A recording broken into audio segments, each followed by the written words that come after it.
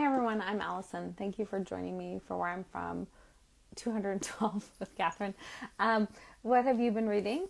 I am reading That's How They Get You, an unruly anthology of Black American humor, edited by Damon Young. He also has a couple essays in there. I'm a big fan of Damon Young, and his memoir, What Doesn't Kill You Makes You Blacker. It's one of my favorite memoirs and essays. And let me see.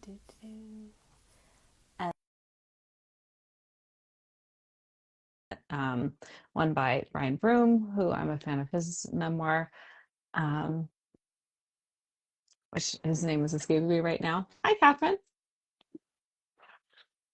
This time I have it written down so I don't have to navigate away. Good. It's technology. Do you have good hmm reception where you are? Because you seem kind of Yeah, pixelated. Okay, yeah. good. I just got out of pole class, so Yeah. Yes, you're working hard at that. You have a showcase, hmm right? Or something? yep. That's I'm awesome. just choreographing my piece. I have yet to run it all the way through with music. Despite the fact that this is for a showcase performance, I'm like nervous to do it with people watching. Yeah. I mean, having people watching changes the experience for Changes the sure. game. Yeah. Yeah. Changes the game a little bit. Yeah. Like how many people will be there? Well, right in the class that I just left, there was like five, including me. But on the night of the showcase, like we sell out, our tickets sell out. I'm sure. But people throw money at you, so It's funny because other dance experiences is not like that. They don't throw money at you, although they should because most dancers I know, it's not a job you make a lot of yeah, money doing. So, they should do not that. really. But this time I'm dressed as Remick from Sinners, and my Oh, music is from Sinners. So hopefully they'll throw some money at the sexy vampire. yeah, that's a great movie. I've seen it 5 times, so Yeah, it's amazing. Um, Mhm. so do you want to read your poem? Sure. All right, here we go. All right. I am from old 90s VCR, from Power Rangers and Jurassic Park. I am from the flat top roof filled with Japanese beetles. Hot in summer, cold in winter, feeling the sun coming through the windows. I am from the dandelions on the lawn, seeds blowing around like dust motes. I am from throwing dinner rolls at Thanksgiving and singing the Hallelujah chorus in a milk glass. From Masako and Marion, I am from the refusal to say sorry and trouble with hard questions. From don't say that word and be discreet. I am from California and Japan, yakisoba and hot dog hash. From reading the freebies with Papa, the record store with Sincha, albums lined up on the bookshelves, the memories of everyone who is gone now. Yay. Um, so what was the experience like for you writing the poem? Writing it, I was just thinking about, um, as the last line says, memories of everyone who's gone now. Yeah. So, my grandma Masako and my grandpa Marion, grandpa Sincha, or Shinpei, it was his name, but we called him Sincha. Um, all of my grandparents are gone. I Hmm. don't have any grandparents left. Um, and singing the Hallelujah chorus in a milk glass, my grandma Bonnie did that. It was a tradition on Christmas and Thanksgiving. Every year we'd be like, sing the Hallelujah chorus, Grandma. And she'd be like, oh no, I know I couldn't, but she would end up doing it anyway. She's gone too. She Yeah. was actually the first to pass, but I don't have any grandparents left. So all of those are memories of people that just aren't around anymore. Well, it Um, sounds like you were close to them or you had close yeah, relationships with them. Hmm. yeah. My sister and I were talking about how different holidays feel, Yeah. how different Thanksgiving feels, how different Christmas feels. And we realize it's because all the people that we loved spending those holidays with are just gone. And we thought, like, okay, yeah, Christmas and Thanksgiving are definitely different when you're a kid. Hmm. Um, but it's not really about that. Mhm. It's just everybody that we would want to spend those holidays with are just not around. Um, and like the books lining up, or the albums, they're all photo albums. We used to have so many photo albums of pictures of Christmas, pictures of Thanksgiving, Christmas and Disneyland. We used to go to Disneyland for Christmas. Um, and I remember there's a one photo album that has pictures of my grandma Bonnie. For her birthday, my Aunt Suzanne served her with a trip to Disneyland. And they would just up to the moment they got in the car, my grandma didn't know. And they Oh, took pictures of her when she found out wow. she was being taken to Disneyland. She's like, just the shock. It was just those pictures too. Just we have all of these photo albums of all of these people who are just not here with us anymore. It's hard. So I thought about a lot of that. Yeah. I think it's hard to lose people we love. Mhm. Um, It's not the same anymore. yeah. And the throwing dinner rolls, that was a tradition between my mom, my uncle Carl, and my grandpa Marion. They would sit across from each other, the opposite ends of the table on purpose, and they would lob dinner rolls at each other and catch the dinner rolls. That was also a tradition. That I mean, we live in all different places now, so it's not really a thing anymore. Like my mom's in California, my aunt Crystal and Uncle Carl live here in Illinois, um, but it everyone's so far apart, you know. Hmm. Yeah. I Hmm. mean, it's hard to gather when you're far apart and it's expensive. States apart. Yeah. Yeah. Oh my God. I haven't been back home Yeah. for a long time because just like Illinois to California round trip, it's like $300 Yeah. to And especially at the start. holidays, it's really Yeah, it's expensive. just Yeah. so expensive. It's insane. Yeah. Mhm. Even though I'm sure you would like to escape Chicago in November and December. Every tell me about it. I lived there for 4 years and it was I'm difficult. I coming up found the on weather difficult. I'm coming up on 12 years. Yeah. I remember I came back for Christmas one year and it was 60 degrees. And I was going to go walk to the Starbucks near my parents' house. And my dad said, "Bring a jacket, it's cold." And I looked at my dad, I was like, Yeah. "Dad, because I'm putting on flip flops." It's true. It's different there. Hmm. It's really different. Um, but it is a great city. It's a Yeah. really wonderful city. And I'm very sorry Yeah. for what's happening to Chicago right now, much like what's happening to Los Angeles. And Yeah. the, Chicago, though, Chicago's bringing it. Um, yeah, not surprisingly. these, these guys, restaurants are refusing them service. They Great. can't get food. They can't go Yeah. to the bathroom. Like, sucks to suck. Like, Yeah. hey, we reserve the right to refuse service to anybody. Yeah. Yeah. Here it was the people following them around, taking pictures of them in their cars, and then Oh, the we do tow that too. trucks Yep, we do that too. towing them the minute, yeah, they get out of their cars. Hmm. That's pretty funny. Yeah, Yeah, we're doing I that mean, too. it's great. Anything you can do to make their illegal job more difficult, it's great. Hmm. Yeah. Hmm. Um, it saddens me to see all these cities I love being invaded by our federal government. Um, it's just, it's just interesting how cities are demonized, and I find cities wonderful and the people in them Hmm. wonderful. Anything else? So, did you have to pick and choose what you wrote about, or did you feel good writing about whatever, or was it just, Um, just thinking about like it brought me back to the house that I grew up in. Mm. I lived on 428 Lovers Lane. Oh, Like wow. that was the actual name of the street. It was Lovers Lane. Yeah. And I lived there for the first, I want to say, 12 years of my life.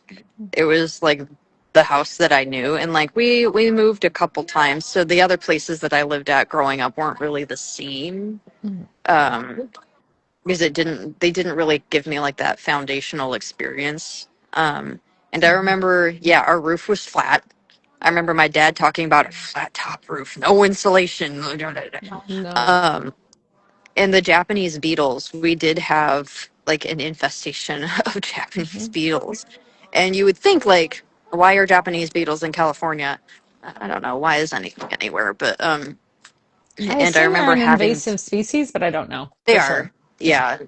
I mean, they're an invasive species, and we used to call them cockroaches, and my mom was like, "No, they're not cockroaches. They're Japanese beetles." Technically, yes, they are Japanese beetles, but they are also a species of cockroach. Uh-huh. There's over So you're both right. 4,000. Yeah, there's over 4,000 species of cockroaches. Of those Of course 4,000, there are. um, only four are actually pests. Of those Oh, 4,000. interesting. And of those four pests, only one is considered like a problem. Oh, is it those So little ones? Those no, little it's ones not. that, oh, It's not the because, Japanese. It's not the oh, Japanese beetles actually. are those the But Japanese yeah, beetles? The little ones that are like, oh yeah, God, like the little they black make my ones. But whole like body go, whoa, because it's not good yeah, but news. we used to have all of the. They were a problem in our house. Hmm. Um, And I remember being a kid going to the bathroom in the middle of the night, and one of them crawled across the bathroom floor. And I just remember, like, sitting on the toilet, just like, I can't put my foot down anywhere because of this one beetle. And Uh-huh. I remember when we moved and we had to, like, uproot all of our stuff and put everything in boxes, they were all over the backyard because we had disturbed them. Yeah, yeah. Um, Hmm.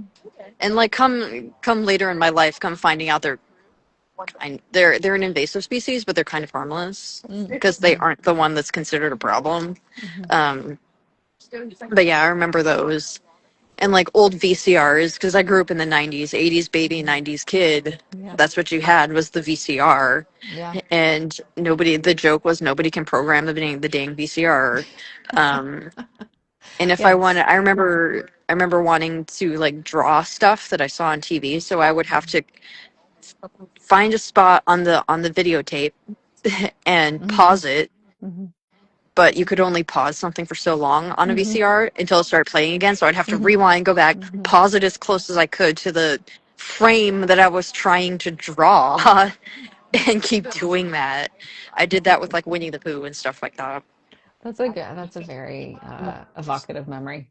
I can imagine Yeah. that very easily. I didn't do that, but yeah, But you VCRs would and the remember sound if of you pause. VCRs, like of the Yes. playing of the, yeah, all of Yeah. that, The and clicking. and then breaking if you played them enough, Yeah. they were not that sturdy. If it was if it was Artemis old, the misses tracking would be like VCRs. You miss yep. them, If it was Artemis? Hmm. yep. Yeah, we still have one. And just like waiting for a movie to come out on tape. Yeah, and it was a long wait. It's not like You now, had to yep. It was a long time, and then it would be Yeah. so busy I at the video remember store to get it. you would go to the video store and you would make a reservation for when it would come out on tape, and then you'd Yeah. have to go pick it up, whatever it was. I remember doing that for the Prince of Egypt. Uh-huh. I remember Yeah. seeing Prince of Egypt in the theaters. Oh my god. Um, I remember seeing Muppet Christmas Carol in the Mhm. theaters. I Huge miss Bumblebee somebody. I miss I don't miss VCRs as much, Artemis, but I miss video stores. Like Yep, I'm hoping Suncoast, somehow there's like a resurgence like there has been Blockbuster. with bookstores.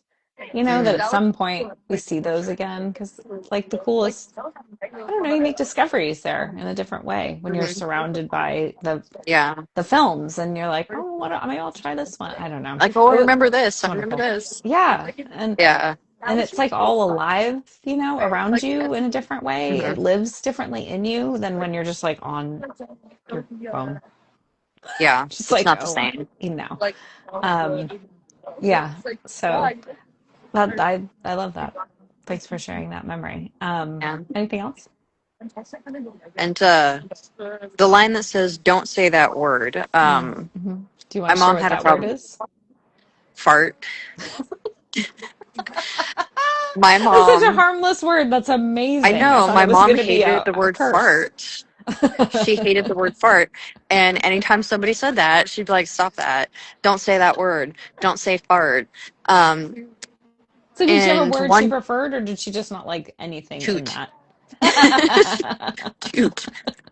Um, but no, we would say fart, especially like the older that we got, like teenagers, we would say fart. Right. And my mom would be like, don't say that word. It's inappropriate. Wow. And one day, Okay. my sister just got tired of that. And Sure. my grandma was over. My grandparents, my grandpa Marion and my grandma Bonnie were over. And my sister said fart at the dinner table. And my mom got so upset. I'm like, don't say that word. It's inappropriate. My sister stood up, put her hands on the table, and yelled, penis! Wow. Probably didn't like that word either. And and my mom was Yeah. Yeah. my Yeah. grandma was my grandpa started laughing. Hmm. My grandma was, and that was the end of my mom telling us to not say fart. Way to go, sis. That was it. That was the end. My sister yelled penis at the dinner table, and that was the end of my mom telling us to stop saying fart. Do you think it's because your mom realized there were much worse words in her mind than fart? Or do you think, I don't know. Just yeah, my mom was very strange with her rules about sure. what I think a lot of was people and can what be that wasn't. way. Hmm. Yeah. I don't know. Like for the longest time, we weren't allowed to watch Rugrats because it was Hmm. inappropriate. And I'm like, Hmm. oh, okay, it's Okay. Rugrats. Yeah. I um, I don't know what's inappropriate about Rugrats. I'm not we very weren't good allowed. with that in general, that conversation. Because We weren't because allowed. language doesn't bother me at all, and neither does sex. So it's like, I don't Uh, know. and um, she was weird with some rules about like what we could and couldn't wear either. So Hmm. when I was little, I loved dinosaurs and Jurassic Park and Power Rangers. And when I wanted to wear Jurassic Park shirts, that was hard because I was a girl. And Yeah. it was Yeah. very boy coded. Yeah. So it would be okay for me to wear boys' Jurassic Park shirts, like boys' clothes. That was fine. But there was a pair of shoes with the Red Ranger on it because the Red Ranger was my favorite. And she said, no, you can't wear that. That's for boys. Like, well, I wear boys' shirts. So Hmm. what's wrong with like, oh, you'll get made fun of if you wear the Red Ranger because it's for boys. I'm like, well, this doesn't make any sense. Make this make sense, mom. Like, I am wearing Jurassic Park shirts. I get mistaken for a boy already, and I don't care because I'm 5. Like, Yeah. why does this matter? Uh, and now, now I'm about to turn 38 and I'm gender fluid. So Hmm. Yeah. here we are. I mean, I was having this conversation with my friend who's 30, and we were just talking about, queerness in general and how some people just get Mhm. really like worked up about it. And neither one of us really understand. Like it's one of those things I I don't don't. really get. But that's, you know, I don't know. Like, I have my mom that I'm gender fluid. My sister knows. Obviously, my fiance knows. Artemis right. knows. And like, because some days I am feminine as I'm comfortable being, and sometimes that's not very much. Yeah. There are days where, like, somebody called me she, and I was like, "Oh, you're talking about me." Like, um, some I feel very much a she. There are some days where I'm just like, Oh.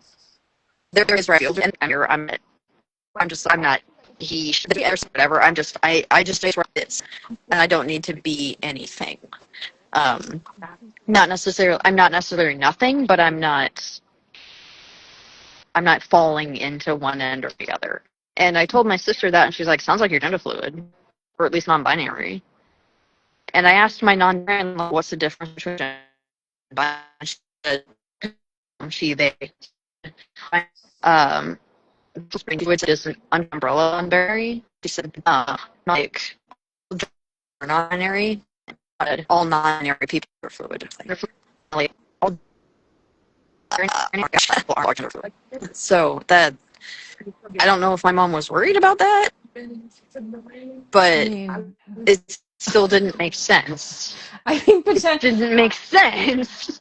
people, it's interesting that she did it with you as a girl, because I certainly have observed so many people doing it with boy children. They get really worried if they start wearing Not like female coded clothing. Yeah, Um, people are very worried about boys wearing yeah, feminine yeah, things. But you can be um, a tomboy. Oh, you're a tomboy. It's yeah, fine. You're a yeah, tomboy. But the other way, definitely don't do that. yeah, But she only had me and my sister. So my right. dad, whatever. My dad did not give a shit. Hmm. I'm sure I could have walked in the house one day and told I was trans, and he'd be like, all right. It's nice. But like, I'm sure if I were, he would not care. Yeah. I mean, Um, that's how you should be as a parent. yeah, he didn't give a shit. I mean, you should be unconditionally loving and supportive. And if your kid is trans, you want to support and love them because it's not easy being trans. Yeah. My So, took me. My dad took me fishing, leaping. Um, one time I got into like archery. He bought me bow and arrow. oh, nice. He was very much whatever, and we did it together. Um, he my first video game, but he gosh, I remember he owned Twisted Metal and it still worked. It wasn't destroyed enough to not work, and he was playing it, and my mom was like, "Kim, this has a teething." I was 14 at the time, so my dad was a lot more chill about it. Hmm. Well, I'm Um, glad you had a supportive parent and a supportive sister. She's good with language, yeah, your sister. yeah, The penis, she said gender fluid. Good job. yeah. She knows it's up. Yeah. I mean, that's great. Well, is there anything else, Catherine, before we wrap up? Thank you for joining me. I know that we had a couple Sure. challenges, but I'm glad that we persevered. And Well, thank you to Artemis for introducing us. Oh, thanks very much. yeah, Little, yeah. yeah. So this is the whole experience more than specifically. Yeah, I agree. Um, Well, mhm.